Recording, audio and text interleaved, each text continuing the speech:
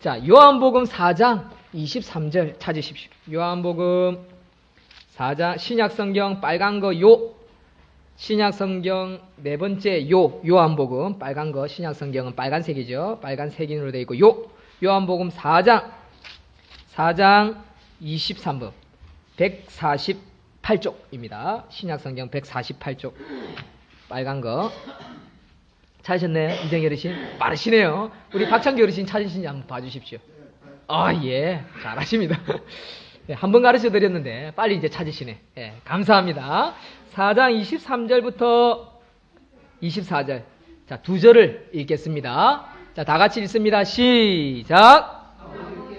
참되게 예배하는 자들은 영과 진리로 예배할 때가 오나니 곧 이때라. 아버지께서는 자기에게 이렇게 예배하는 자들을 찾으시느니라. 하나님은 영이시니 예배하는 자가 영과 진리로 예배할지니라. 아멘. 밑에 있는 우리 재밌는 예화입니다. 호두과자 읽겠습니다. 시작.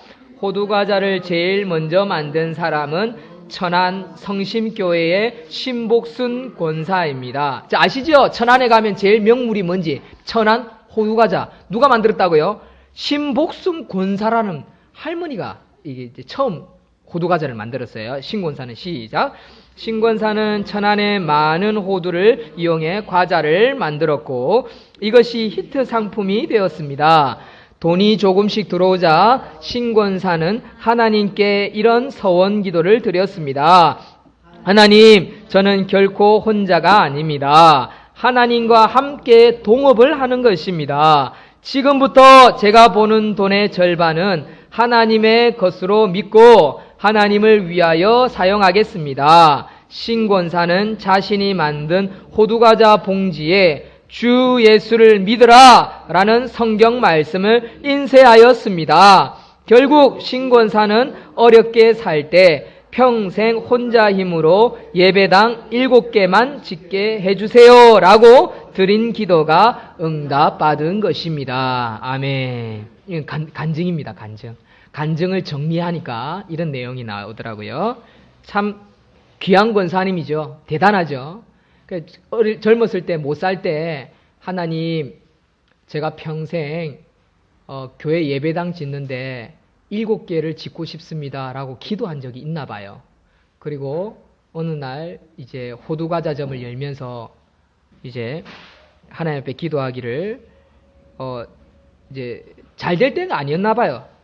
돈이 들어오기 시작하자, 돈이 이제 벌리기 시작하자 신권사가 이제 하나님께 서원 기도를 했답니다. 하나님, 혼자가 아닙니다. 하나님께서 함께 하시는 사업입니다. 동업입니다. 제가 버는 돈의 절반은 하나님의 것으로 믿고 하나님을 위해 사용하겠습니다 라고 결심을 했다고 합니다. 참 이런 믿음과 실천을 하는 게 쉽지 않은데 이런 예화를 넣은 것은 그 밑에 보면 중요한 질문이 있습니다. 별표 3개 되어 있는 거 있죠? 돈의 사용처를 보면 읽겠습니다. 시작. 돈의 사용처를 보면 그 사람의 인생관을 알 수 있습니다. 나는 어떤 곳에 나의 재물을 가장 많이 사용합니까? 여러분 보십시오. 어떤 돈 있는 사람은요, 여자만 보면 돈을 써제끼는 사람이 있어요. 그쵸? 이쁜 아가씨만 만났다면 골프장 다니고 여행 다니고 차 사주고 집 사주고 그쵸? 옷 사주고 가방 명품백 사주고. 그러니까 그 사람의 정신이 어디에 가 있는지, 그 마음이 어디에 가 있는지 알 수 있죠. 바람 나면 그러는 거예요. 바람만 나면. 집에 마누라한테 돈 안 갖다 주는 사람이 있어요. 그러니까 그 사람이 어디에 가장 많은 시간을 들이고 마음을 들이고 관심을 가지고 있고 사는 건지를 알 수가 있는 거죠. 우리 지난번에 제가 미라 영상 보여줬죠.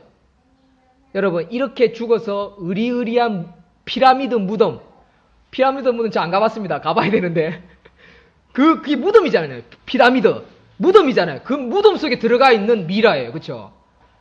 그 어떤 네티즌이 이런 글을 썼더라고요. 으리으리한 무덤에 묻히느니 살아생전에 정말 보람된 삶을 살고 싶다. 그런 말을 한 네티즌의 글을 제가 한번 읽어드린 적도 있을 겁니다. 이걸 보면 이 사람의 인생관이 뭔지를 아는 거예요. 어떤 인생을 살고 있고 어떤 목적을 살고 있고 어떤 아름다운 삶을 살고 있는지를 알 수 있는 부분이라고 할 수 있습니다. 사랑하는 성도 여러분, 나는 여러분은 어떤 곳에 여러분들의 재물을 가장 많이 사용하고 있는지 한번 생각해 보십시오. 저는요, 목회자가 되기 전에, 이제 신대원 가기 전에, 같이 자취하는 윤솔이라는 한 살 많은 선배랑 산 적이 있어요. 근데 이 양반이 참 재밌는 양반인데, 키도 180, 한 5쯤 될 거예요. 키도 크고. 근데 저랑 성격이 맞아가지고 같이 한 오랫동안 자취를 했어요. 같이 오랫동안 참 재밌게 살았어요. 이 양반의 성격이 저랑 또 정반대로서 요리도 잘하고, 반찬도 잘 만들고. 그래서 저는 가면 맨날 신세만 지는 거죠. 이 양반 참 재밌는 게, 없어도 잘 먹고 살아요. 냉장고를 열어보면요, 반찬이 없어요. 간장 있고요, 마요네즈밖에 없어요.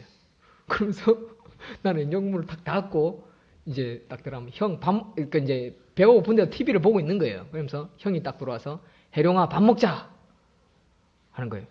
뭐 먹을 게 있어요? 뭐 먹지 이러면서.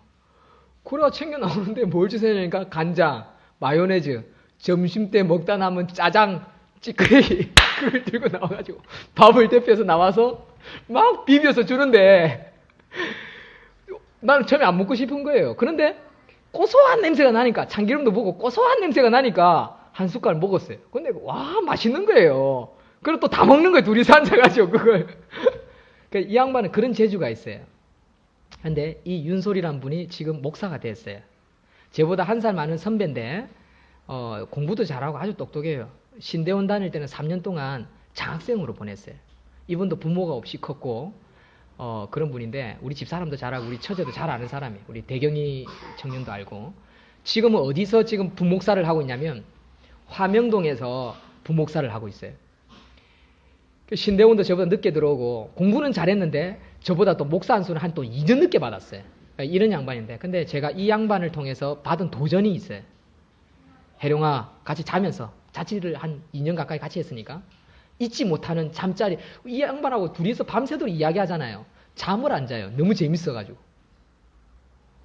둘이서 밤새서 떠들고 이야기하다가 막 온갖 잡다한 이야기 다 하는 거예요. 이성부터 시작해서 교회 돌아가는 이야기, 세상 돌아가는 이야기, 막 그런 이야기를 하다 보면 막 잠을 안 자는데, 어느 날 새벽에 이런 말을 하는 거예요. 해룡아, 나는 그 경제학과 나왔거든요. 동의대 경제학과. 나는 돈을 많이 벌어서 교회에는 10의 2조를 드리고 또 10의 1조는 선교를 하고 싶다. 근데 저는 그 당시 신앙이 깊지 않았기 때문에 그런 말을 들었어요. 엄청난 도전을 받았어요. 나는 11조 내기도 힘든데 형은 10의 2조를 드리고 또 10의 3조는 선교를 하는데 쓰겠다. 근데 그게 저에게는 아주 신선하게 들렸어요. 근데 이 양반은 책을 많이 읽고요. 기독교 서적 이런 책을 참 많이 읽어요. 그러니까 이게 참 그 박식한 분이에요. 박식. 그래서 많이 배우는데 그게 참 아름다웠어요. 그리고 제가 신대원을 딱 들어갔는데 우리 현주광 교수님이 개척을 딱 시작을 하셔가지고 이제 저를 데리고 신방을 다니시는데 그런 말씀하시는 거예요. 저는 이제 개척을 처음 해보니까 목사님은 개척을 하는 이유가 뭡니까? 허허 웃으세요. 근데 이분은 삶이 규칙적이에요. 새벽 5시에 일어나가지고요. 새벽기도 마치고요. 6시에 우리 교회, 그러니까 그 개척교회 새벽기도 6시에 또 드리고요. 6시에 새벽기도 마치면요. 8시까지 기도를 해요. 8시까지 기도하고 난 다음에 30분 동안 헬스장에 가서 운동을 하고요. 아니면 산책을 하고요. 8시 반에 집에 가가지고 밥을 먹고요. 9시에 출근을 해요. 그 사택이 학교 안에 있거든요. 이게 3년 동안 봤는데 하루도 안 그러고 똑같아요. 어디 출장을 가거나 뭐 미국을 가거나 어디 갈 때 외에는요. 이게 하루 삶의 시작이에요. 근데 이분이 하는 말이 자기는 사직동교회 출신이거든요. 김철봉 목사님. 사직동교회 출신인데 자기는 평생 개척교회를 20교회 하고 싶다라고 하시는 거예요. 세우고 싶다라는 거예요. 그게 저에게는 큰 도전으로 와닿았어요. 근데 그게 이제 지금 제가 여러분들에게 설교하고 간증하는 그리고 꿈을 나누고 하는 그런 부분이 되었는데 제가 그분들의 도움을 통해서 그분들의 어떤 그런 고백을 통해서 저에게 큰 도전이 되었고 꿈이 되었고 또 그를 실천해보고자 하는 그런 결심을 가진 목사가 되었습니다. 사랑하는 성도 여러분, 저는 여러분들에게 오늘 낮에도 말씀드렸지만 우리 또 이제 세례를 앞두고 있는 우리 박창규 어르신에게, 우리 박창규 어르신 나이가 많으세요. 연세가 많으세요. 그런데 지금 보니까 너무 정장하세요. 젊으시고 머리에 염색만 하시면 어디 나가시면 60대 초반으로 보실 것 같아요. 너무 건강하셔가지고. 또 제가 지난번에 이야기했죠. 자기 나이에 0.8을 곱해야 요즘 옛날에 50년 전 나이다라고 이야기했잖아요. 제가 생각할 때 우리 어르신이 제가 볼 때 한 20년 더 사실 것 같아요. 이정희 어르신하고 제가 볼 때. 제가 목사로서 우리 어르신들에게 도전을 주고 싶습니다. 내가 나이를 먹었으니까, 이제 인생은 살 만큼 살았으니까 그냥 이제 뒷정리나 하고 가야지라고 생각하지 마시고 인생은 80부터 그런 마음으로 하나님 앞에 한번 꿈을 한번 꿔보십시오. 내가 남은 생애를 어떻게 살겠다. 그게 인생관입니다.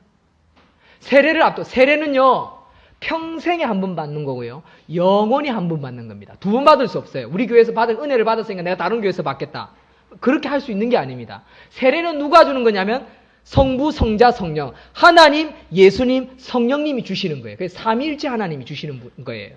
그래서 한 번 받는 겁니다. 이 한 번 받는다는 것은 따라하세요. 거듭남. 예, 거듭남이에요. 완전히 태어나는 거예요. 아기가 엄마 뱃속에서 태어나는 거와 똑같이 우리의 영혼이 태어나는 시간입니다. 그래서 우리 박창규 어르신이 이번 한 주간 동안 세례식을 준비할 동안 기도를 많이 하십시오. 하나님, 평생에 한 번, 영원히 한 번. 결혼도 두 번 하는 사람이 있고 재혼해가지고 재재혼하고 세 번 하는 사람 있지 않습니까? 또는 결혼식장에 딴딴따단 한 번 더 우리 이정희 어르신하고 면사포 쓰고 결혼식장에 가서 한 번 이렇게 사진을 찍을 수도 있어요. 그렇죠? 그런데 세례식은요 두 번 못 하는 겁니다. 평생에 하는, 너무너무 중요한 시간입니다. 그렇기 때문에 우리 이정희 어르신이 이 세례식을 준비할 때 내가 하나님 남은 생애를 하나님 나라를 위해서 내가 어떻게 살고 싶습니다 라고 한 번쯤 꿈을 꾸는 그런 어르신 되기를 소망합니다. 한번 그렇게 한번 해보십시오. 그러면요 자녀들도 도전받고요, 그 둘째 아드님 박형래 목사님도 도전받을 거예요. 우와, 우리 아버지가 어떻게 이렇게 많이 받겠지, 하나님 감사합니다, 이렇게 하실 거예요. 저는 그것이 하나님께 영광 돌리는 우리의 삶이라고 저는 생각합니다. 우리 아까 살자라는 시도 한번 읽어드렸지 않습니까? 사는 게 뭐 있겠습니까? 제가 어르신 앞에 죄송합니다. 인생을 제 두 배를 사시는 어른 앞에 제가 인생 이야기를 논할 수 있는 자격은 없는데 목사로서 말씀을 증거하는 자로서 제가 감히 말씀드리는 겁니다. 이해하시고요. 그래서 인생관이 달라지는 우리 박창규 어르신 되기를 소망합니다. 아멘. 감사합니다. 밑에 존 칼빈 읽겠습니다. 존 칼빈 시작. 존 칼빈은 교회와 신자의 관계를 어머니와 자녀의 관계로 묘사했습니다. 이는 신자가 교회를 떠나서는 살아갈 수 없음을 여실히 보여줍니다. 세례교인이 된다는 것은 교회를 떠나서는 어떤 것도 할 수 없다는 의미를 전달하는 것입니다. 바로 이 뜻이에요. 세례교인이 되면요 은혜를 받잖아요. 말씀의 은혜, 깨달음이 오잖아요. 그러면 그걸 떠나서 살 때마다 이건 아닌 것 같은데 라는 걸 깨달음이 와요. 희한하죠? 이건 아닌 것 같은데. 자녀들 그렇죠. 엄마가 미워하면서 집 나갈래 하지만 솔직히 갈 데 없어요. 집 나가면 개고생인 거예요. 그렇죠? 신도도요, 성도도요, 하나님 말씀을 통해서 깨달음을, 진리를 얻으며 이게 보물이구나, 이게 진짜구나, 진짜를 발견하면요 짝퉁을 납니다. 인생도 똑같습니다. 우리가 인생을 살아온 걸음에 보면 짝퉁을 많이 봅니다. 세상은 요지경 하지요. 짜가가 많지요. 짜가 얼마나 많습니까? 하나님의 말씀을 모르면요 우리는 가짜를 들고 진짜인 것처럼 사람들 앞에 생색을 내며요. 그게 아까 피라미드의 미라의 꼴과 똑같은 거예요. 그런 인생을 살아서는 안 되는 것입니다. 그래서 그렇다면 세례교인은 어떤 삶을 살아야 합니까? 라는 겁니다. 세례교인은, 죄송합니다만 여러분들이 가진 종이 중에 답지랑 제 거랑 바뀐 사람이 있는 것 같은데, 답지 가지고 계신 분 손 들어보십시오. 갈로 쳐졌는데 갈로 안에 줄이 쳐져 있는데 답이 있는 사람 없어요? 제한테 답지가 없네요. 답지가 없어서 없는 대로 해야 될 것 같습니다. 틀려도 모르겠습니다. 내가 쳤지만 틀릴 수 있거든요. 자, 그렇다면 읽읍시다. 다시 한번. 그렇다면 세례교회는 시작. 그렇다면 세례교회는 어떤 삶을 살아야 합니까? 첫 번째, 세례교회는요, 세례를 받고 나면요, 주의를 성수해야 합니다. 주의를 지켜야 한다고요. 주의를 지키는 것은요, 오늘 낮에도 제가 말씀드렸지만, 우리가 이겨낼 수 있는 힘을 얻는 곳인데, 주의를 안 지키면요, 하나님 꼭 벌하시거나 채찍질 하는 분은 아닙니다. 하나님은 속이 좁은 그런 분이 아니에요. 그런데 하나님은 걱정하시죠. 부모가 자식이 집 나가면 걱정합니까? 안 합니까? 하죠. 똑같습니다. 하나님의 백성이 하나님 전에 와서 예배 드리는 모습을 볼 때 하나님은 덜 걱정하세요. 덜 걱정하시는 거죠. 그래서 주의를 꼭 지킬 수 있는 우리 세례교인들 다 되기를 소망합니다. 아멘. 두 번째, 세례 신자로서의 의무를 다해야 합니다. 의무. 자, 의무가 뭐냐? 도대체 무슨 의무를 다해야 되냐? 첫째, 답을 안 보니까 조금 헷갈리네요.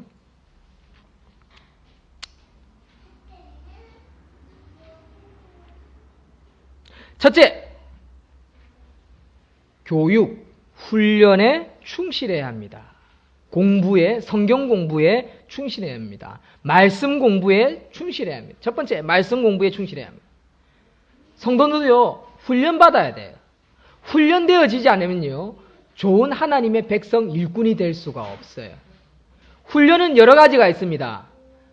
첫째는 주의를 지키는 것도 훈련이지만 새벽기도 또는 제자훈련, 성도들의 모임 이런 것들이 있습니다. 그런데 또 너무 많아도 형식적으로 거치는 것도 있습니다만은 그러나 충실히 하면 잘한다는 사실을 꼭 기억하십시오. 둘째, 기도 생활에 충실해야 합니다. 기도하지 않으면 망합니다. 그러나 기도하면 망하지 않습니다. 기도하는 자녀는 망하지 않습니다. 부모가 울면서 자녀를 위해서 기도 한번 해보십시오.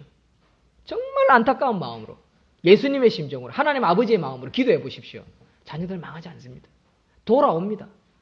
우리도 보십시오. 얼마나 참 부모 앞에 죄 지을 때 많습니까? 그렇죠? 하나님 앞에 죄 지을 때 많습니다. 얼마나 많습니까?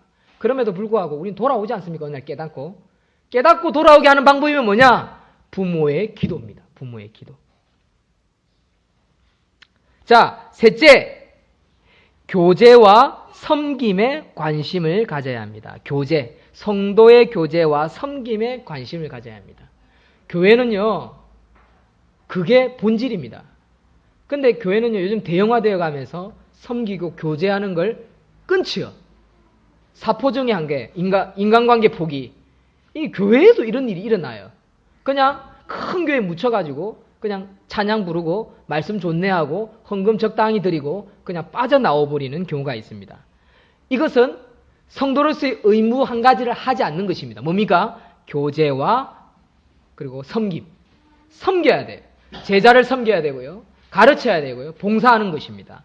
이런 데 관심을 가져야 우리가 날마다 잘하는 것입니다. 네 번째,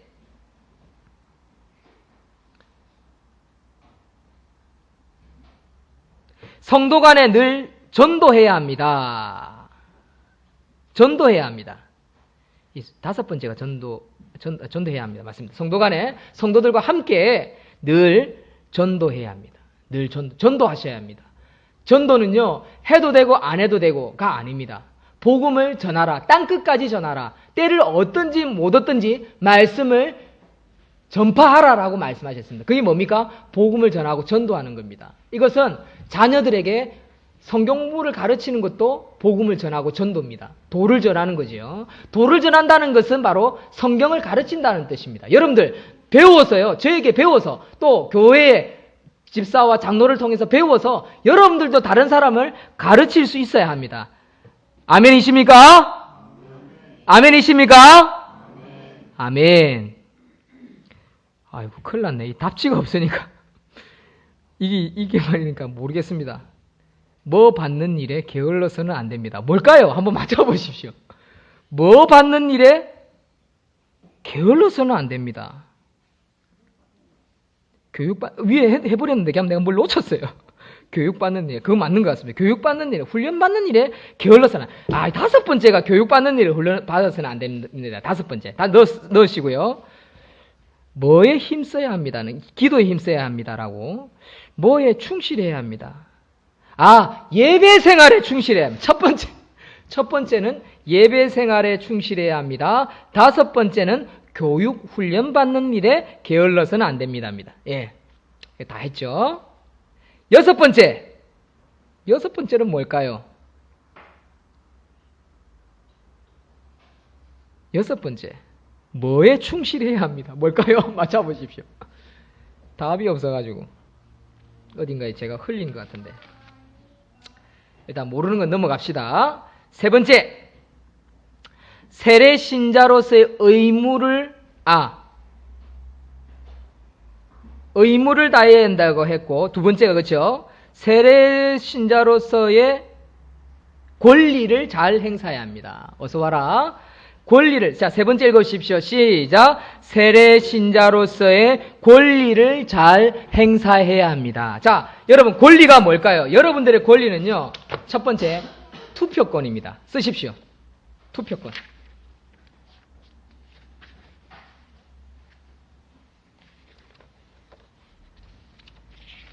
여섯 번째가 답이 뭐였는지 생각이 났습니다. 제가 불러드리겠습니다. 여섯 번째는 헌금 생활에 충실해야 합니다. 헌금 생활. 여섯 번째, 헌금 생활에 충실해야 합니다. 헌금 생활에 대해서 설명하겠습니다. 제자훈련 1단계를 들어가면 새가족부를 마치고 나면 헌금 생활에 대해서 자세히 이야기를 하게 되겠지만, 헌금을 왜 드려야 하는지, 헌금을 어디에 쓰는지를 설명을 하겠습니다. 그래서 거기까지만 하고 넘어가겠습니다. 헌금을 왜 드리느냐? 원래 헌금은요, 12지파가 있으면 11지파가 일했고 한 지파만 일을 하지 않았습니다. 어떤 지파였냐면 제사장인 레위지파. 그러니까 12자녀들 중에 세 번째가 레위지파인데, 이 레위지파는 일하지 않고 뭐만 했냐면 나가서 노가다를 말하는 겁니다. 일이라는 것은 한 가지 일만 했는데, 그 한 가지 일이 뭐냐? 교회를 섬기는 일이었습니다.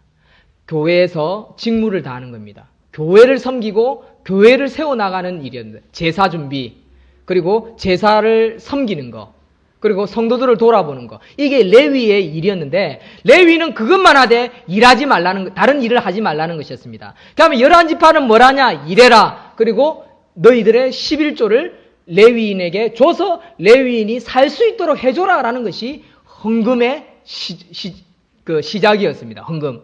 그리고 그 헌금 외에는 나라에 내는 세금이 없었습니다. 어르신들 기억하십시오. 우리 성도들 이렇게 하죠. 원래 나라에 세금이 없었어요. 그러면 세금은 언제부터 생겼냐?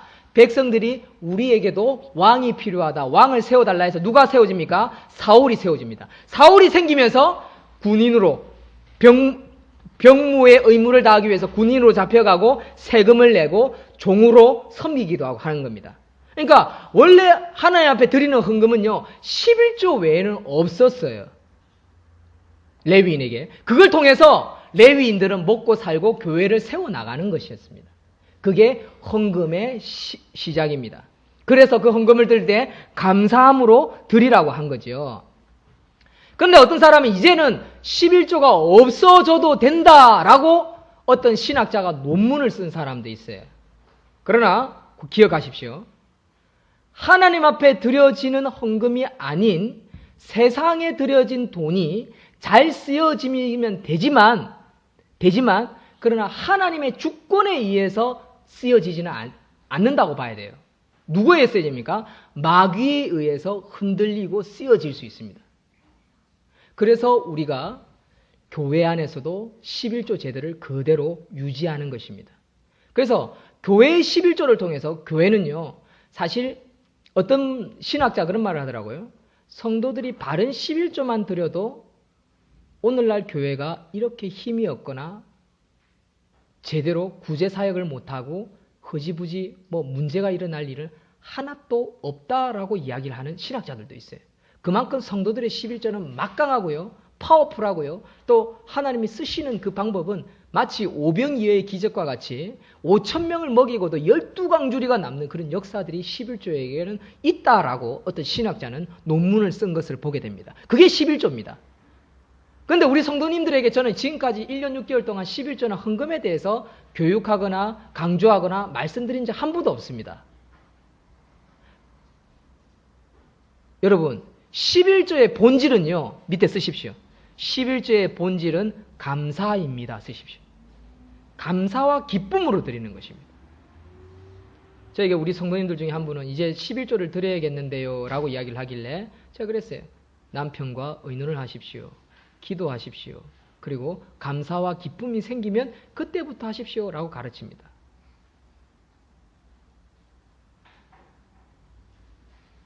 어떤 사람은 웃더라고요. 개척교회 목사님 참 마음도 늙으십니다 라고 이야기를 하시는 분들도 있긴 있던데, 근데 하나님이 먹이시지 저는 사람이 먹인다고 생각하지 않습니다. 그렇기 때문에 저는 이 영적인 진리를 고집합니다. 여러분들 어떤 교회 행사가 있잖아요. 성례식이 있다든지 성찬식이 있다든지 또는 뭐 임직식이 있다든지 할 때마다 우리가 하나님 앞에 드리는 건요, 감사헌금입니다. 임직식 예배가 아닙니다. 임직감사 예배입니다. 제가 왜 감사라는 단어를 굳이 넣고 더 크게 더 강조했는지 아십니까? 우리는요, 감사로 섬기는 거지 억지로 섬기는 게 아닙니다. 억지로. 그래서 교회 와서 기쁨이 생기고 즐겁고 행복하고, 그래서 신앙생활을 해야 시너지 효과가 나타나고 힘이 생기고 파워풀하지, 억지로 드려보십시오. 그거는요, 마귀도 없고요, 세상 사람들도 웃습니다. 저는 그런 교회가 되기를 원하지 않습니다. 저는 그런 성도들로 여러분들을 가르치고 여러분들을 세우고 싶지 않습니다. 저는 그런 성도들은 오합지졸이라고 저는 생각합니다. 저는요, 수영로교회 4만 명 안 부럽습니다. 저는 솔직한 말로 하나도 안 부럽습니다. 뭐 그렇다고 해서 제가 뭐 잘 가르치고 뭐 능력 있는 목사는 아닙니다만은, 그러나 순수하고 수수하고 또 제일 낮은 데서부터 저는 시작하고 싶습니다. 그런 마음으로 말씀드리는 겁니다. 이것은 제가 평생 안 바뀌기를 저는 소망합니다. 제가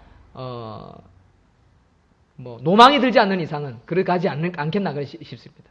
제가 엉뚱말을 하게 되면 우리 목사님 드디어 노망이 들었구나 생각하시면 딱 맞고요. 헌금은 제가 드린 거는 목사님께 하면 성경적으로 틀린 게 아닙니까? 틀린 거 아닙니다. 11조 헌금, 무슨 헌금이든지 간에 여러분들 전부 다 감사하는 마음으로 드리십시오. 그때 더 큰 기적이 나타납니다. 자, 세 번째, 세례 신자로서 권리를 행사해야 합니다 했죠. 세례교인은요, 교회의 정식 회원이에요. 진짜 회원이에요. 교회 진짜 성도예요. 세례교인이 아니면 우리 교회 회원이 아니에요. 그냥 뭐가 없습니까? 투표권이 없어요. 그리고 건의할 수도 없어요. 건의는 하겠죠.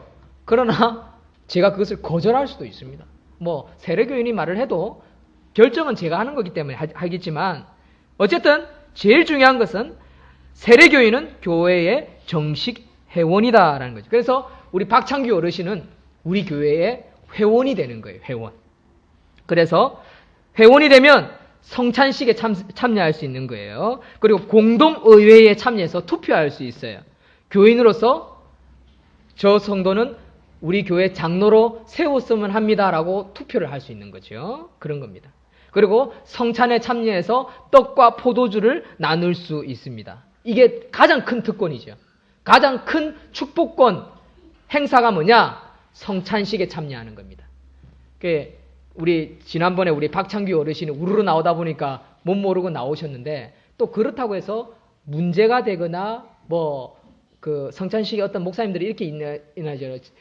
죄를 회개하지 않고 형제와 화합하지 않고 성찬식에 참여하면 죄를 먹고 마시는 겁니다라고 설교를 하시는 분들이 있거든요. 간혹 가보면 성찬식에 꼭 그 말이 들어가거든요. 근데 성찬식의 본질은요, 꼭 이제 무조건 세례를 받은 자만이 받아야 되느냐? 꼭 그런 건 아닙니다. 그러나 세례를 받아야 법이요라고 되는 겁니다. 법적으로는 세례를 받아야 그 성찬식에 참여할 수 있습니다. 왜냐하면 세례 안 받았는데 그 사람이 믿음을 가졌는지 안 받았는지 공식적으로 어떻게 우리가 인정할 수 있습니까? 인정 못 하잖아요. 그래서 물 세례를 받은 사람에게 그 성찬권을 주는 거예요. 그래서 이제 박창규 어르신은 이번 주부터는 세례 받고 나면 성찬식에 참여할 수 있어요. 그리고 어느든지 가서 저는 하나로 교회 성도고 세례를 받았습니다라고 하면 일반 교회는요, 어느 교회를 가든지 이제는 성찬식에 참여할 수 있는 거예요. 그러면 그 전에 내가 세례 안 받았을 때 성찬식을 받았는 건 받은 거는 잘못된 겁니까? 아닙니다. 성찬은요, 믿음으로 받는 겁니다. 그게 본질입니다. 그러니까 성찬은 가장 기본이 뭐냐? 믿음으로 받는 거다. 성찬식은 참여하는 거다. 두 번째, 믿음으로 있는지 없는지 어떻게 아느냐? 세례를 받은 조건이다. 이렇게 순서가 되어지는 겁니다. 자, 아셨으면 되겠습니다. 자, 네 번째. 가정을 소중히 여기고 잘 섬겨야 합니다. 쓰십시오. 네 번째. 우리 지연자매는 없으면 이거 좀 갖다 주세요. 나이나 이거 있어요? 자, 네 번째. 가정을 소중히 여기고 잘 섬겨야 됩니다. 이거 당연한 거겠죠? 그렇죠? 장로로서, 목사로서, 안수집사로서, 세례교인으로서의 기본 자질입니다. 그런데 가정을 소중히 여기지 않는 성도는요, 세례교인으로서 치리받아야 합니다. 그런데 요즘 치리가 없죠. 그러나 목사의 권위가 생기면요, 그러시면 안 됩니다 라고 이야기를 해야 합니다. 이 집사님 그렇게 하면 안 됩니다 라고 이렇게 목사는 이야기를 해야 합니다. 그리고 한 번 말해서 안 되면 장로와 집사와 같이 가서 그건 아닙니다 라고 이야기를 해야겠죠. 그렇게 했는데도 가정을 소홀히 하고 가정을 섬기지 않는다. 그러면 성도들이 있는 데서 그렇게 사시면 안 됩니다 라고 공포도 해야 합니다. 그게 7입니다. 그래서 가정을 소중히 여기고 잘 섬겨야 합니다. 다섯 번째, 마지막, 이웃을 소중히 여기고 잘 섬겨야 합니다. 이웃을. 이게 그리스도인들이 살아가는 모습이에요. 여러분, 우리 주위에 있는 이웃들이 있죠. 성도들뿐만 아니라 교회를 중심으로 또 내가 성도다라고 아는 분들 있죠. 그러면요, 여러분들 삼가히 행하실 수 있어야 합니다. 삼가히. 절제하셔야 되고요. 내가 이래서 못합니다 라고 말할 수도 있어야 돼. 그럴 때 저 사람이 교인이 되었구나. 저 사람이 교회를 다니는구나. 또 저 사람이 저래서 신앙생활을 하는구나. 이래서 신앙생활을 했었구나. 나도 이렇게 신앙생활을 해야지. 이래 되는 겁니다. 이 목적을 위해서 이웃을 소중히 여기고 잘 섬기시는 우리 성도님들 다 되시기를, 세례교인들 다 되기를 소망합니다. 이제 마지막으로 그리스도인들이 쓰기에 바람직하지 못한 용어를 정리를 해드릴게요. 이거는 우리 성도님들도 다 실수하는 건데, 예를 들면 교회 안에서 부처님 손바닥 아니다 이런 말 쓸 리는 없겠죠. 도로아미 타불이라다 이런 말 쓸 리는 없겠죠. 근데 쓰는 사람들이 있어요. 보살 같다 이런 말까지는 안 쓰는데, 신선 노름하고 있네 이런 말을 써요, 성도들이. 또는 신주 모시듯 한다 이런 말 쓰잖아요, 그렇죠? 교회 안에서 성도들. 그리고 명당자리다 이런 것도 교회 성도들이 쓰면 안 돼요. 명당자리라는 것은요, 민간 신앙의 풍수 지리 사상에서 나온 단어예요. 그래서 이거 쓰면 안 돼요. 후손에게 복을 준다라는 의미에서 명당자리를 선택하는 건데, 명당자리다 이런 말 쓰면 안 되고, 신주 모시듯 한다 이런 말 쓰면 안 돼요. 그리고 넋두리라는 단어도 쓰면 안 된다라고 합니다. 이 넋두리가의 시작은 뭐냐면, 무당이 있잖아요. 죽은 사람의 넋을 기리기 위해서 푸닥거리 하는 때 넋두리예요. 근데 이게 일반 단어가 되었어요. 어떻게? 그냥 신세 타령할 때 쓰는 거 쓰지요. 근데 사실은요, 무당들이 푸닥거리 할 때 쓰는 게 넋두리입니다. 그래서 기독교인들도요. 저도 이제 이걸 이번에 알았어요. 자세히 읽으면서. 저도 설교할 때도 보니까 몇 번 썼었거든요. 그러니까 이게 여기서 파생됐구나라는 걸 하면서 넋두리라는 단어도 써서는 안 되는구나 알았어요. 그리고 도깨비 장난이네 이런 말도 쓰면 안 됩니다. 알겠죠? 그리고 오늘 일진이 안 좋다. 일진이 사나워. 일진이 나빠서. 이것도요, 좋은 날이 아닙니다. 좋은 단어가 아닙니다. 이게 뭐냐면 이 날의 간지를 뜻하는 거거든요. 날에 따라 그날에 따라 운세가 달라진다. 오늘 일진이 안 좋아. 일진이 사나워. 빨리 집에 들어갈래요. 이것도 성도들이 써서는 안 됩니다. 제가 이건 누가 잘 쓰는지 지금 잘 압니다. 쓰지 마십시오. 그 다음 째 살이 낀다. 살 꼈다. 살이 내린다. 이런 것도 쓰면 안 됩니다. 이것도 민간 신앙생활에서 살이라는 것은 사람을 해치거나 물건을 깨트리는 모질고 독한 귀신의 기운을 말하는 거거든요. 살이 꼈다. 이런 말 쓰잖아요. 우리는 뭐 영화를 보면서 드라마나 TV에서 워낙 많이 쓰다 보니까 우리도 자연스럽게 쓰게 되는데 이게 어디서 파생된지를 알고 쓰셔야 됩니다. 혹시나 농담을 하더라도 귀신 같다. 야, 귀신 같네. 이런 말도 좋지 않습니다. 이건 마치 미화하잖아요. 그렇죠? 뭐 유머러스하게 쓰는 거기도 하지만 정확하게 알고 쓰십시오. 귀신을 미화하는 데 쓰는 단어가 귀신 같네라는 말입니다. 다음째, 애기 꼈다. 이런 말도 있죠. 모질고 사나운 운수. 운수라는 단어도 쓰면 안 됩니다. 운수도 이미 정해져 있는 인간의 힘으로 어쩔 수 없는 천운을 뜻하는 거죠. 기독교인에게는 운수가 없습니다. 운명이라는 게 없습니다. 아셨죠? 우리 기독교인들 중에 어떤 사람은 간혹 가다가 진짜 궁금해가지고 점쟁이들이 점을 못 치는가 싶어서 점 보러 가는 사람이 있거든요. 예? 그래서 그걸 체험하고 오는 사람도 있어요. 아, 진짜 이 사람들 털렸네. 근데 놀라운 건요. 진짜 용한 사람들은 보면요. 우리 인상을 보고 사주팔자를 다 계산을 해가지고 우리의 과거를 몇 가지는 맞춥니다. 그 몇 가지는요. 두리뭉실하게 맞추는 거예요. 정확하게 맞추는 게 아니에요. 그런데 기가 그 무당보다 우리가 기가 낮으면요. 쉽게 말해서 성령에 충만하면요. 성령의 능력을 의지하는 사람은요. 귀신에게 밀리지 않습니다. 이거부터 설명해야 되겠다. 귀신의 원리에 대해서부터 설명을 할게요. 그 김혜경 씨 아시죠? 김혜경 씨 몰라요? 당군 신화의 그 교주, 일대 교주. 당군 그 상을 만들고 학교 앞에 당군상 있지요. 당군 신화를 우상화시키고 그걸 제일 먼저 만든 사람이 누구냐면 김혜경 씨예요. 이 김혜경 씨가 20대인가 30대 초반에 잠을 자다가 밤 새벽 중간에 시커먼 옷을 입고 시커먼 모자 쓴 거 있죠. 저승사자 3명이 나타났대요. 그리고 나를 따라오너라 해서 밤새도록 쫓아갔대요. 그리고 어느 산에 올라갔는데 물을 끓어라 라고 하고 신내림을 받았대요. 그러니까 보통 지리산에는요 신내림을 받으러 가잖아요. 그러면 신내림을 받으러 가면 보통 지리산에 뭐 1년, 5년, 10년, 20년, 30년 짜리가 있어요. 그러면 이 연수에 따라 이 기가 세대요. 쉽게 말해서 귀신이 더 센 거예요. 귀신도 계급이 있습니다. 이건 성경적인 겁니다. 귀신도 계급이 있어가지고요. 무당들이 귀신을 어떻게 쫓아내는지 설명을 할게요. 보통 무당을 불러서 귀신이 안 나가는 집도 있고 나갔다라는 집도 있죠. 그건 어떤 경우냐면 무당의 귀신이 우리 집에 있는 귀신보다 더 셀 때 이 무당이 국거리를 하면 그 무당의 귀신이 이 작은 귀신을 쫓아냅니다. 힘이 세니까. 지리산에도 10년, 20년, 30년 무당 국거리 하는 당수들이 보면 자기 나름대로 위계 질서가 있어요. 그래서 비슷한 10년짜리끼리는 딱 만나면요. 서로 막 눈에 불똥이 튀면서 싸워요. 갈등이 일어난다고요. 그래서 나중에 어디냐면 이제 싸움을 합니다. 그게 뭡니까? 칼춤입니다. 칼타기. 그래서 칼을 타서 치면 그 밑에 무릎을 꿇는 거예요. 그러면 이 귀신이 더 세지는 거죠. 쉽게 말해서 무당의 방법은요. 더 큰 귀신이 작은 귀신을 쫓아내는 거예요. 그 대신 그 집은요. 그 귀신에 의해서 더 큰 귀신에 의해서 사로잡히게 돼 있어요.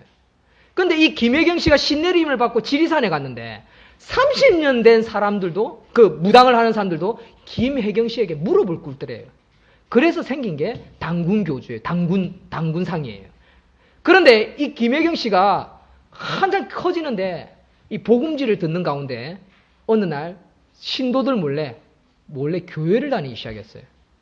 몇 년 다니냐면 한 2년을 다녔어요. 성경 공부를 하는데 성경 말씀을 읽는데 이 사람이 깨달음이 온 거예요. 그래서 이분이 나왔어요. 나는 떠난다. 너희들이 진리를 알고 싶으면 나를 따라와라. 하고 떠났더니 밑에 있는 이 당군교 이 신도들이 전부 다 미쳤다 하고 교회로 간다고 하니까 미쳤다고 하고 2대 교주가 세워졌어요. 이게 김혜경 씨가 쓴 나는 사단의 왕관을 벗었나이다의 책 내용입니다. 이게 김혜경 씨의 내용이에요. 이 성경, 이거는요, 성경에 나오는 내용하고 똑같습니다. 귀신을 쫓아내면 어떻게 한다고요? 깨끗해지고 들어올 수 있는 틈이 있으면 7 귀신이 들어온다는 성경 구절이 있죠? 그겁니다. 더 센 귀신, 더 많은 귀신이 들어오는 방식이에요. 그래서 무당들은요, 센 무당을 만나면 내 과거, 나의 죄, 나의 나쁜 것들이 밝혀지게 돼 있어요. 조금씩. 많이 밝혀지는 게 아닙니다. 조금 밝혀집니다. 그런데 내가 눌려가지고 그것에 들키는 거예요. 들키는 거예요. 그래서 기가 확 죽어버리는 거예요. 그런데 성령의 맛을 알고요. 말씀의 능력을 알고요. 성령의 충만함을 아는 사람은요. 거기에 눌리지 않습니다. 눌릴 일도 없습니다. 겁먹을 필요도 없어요.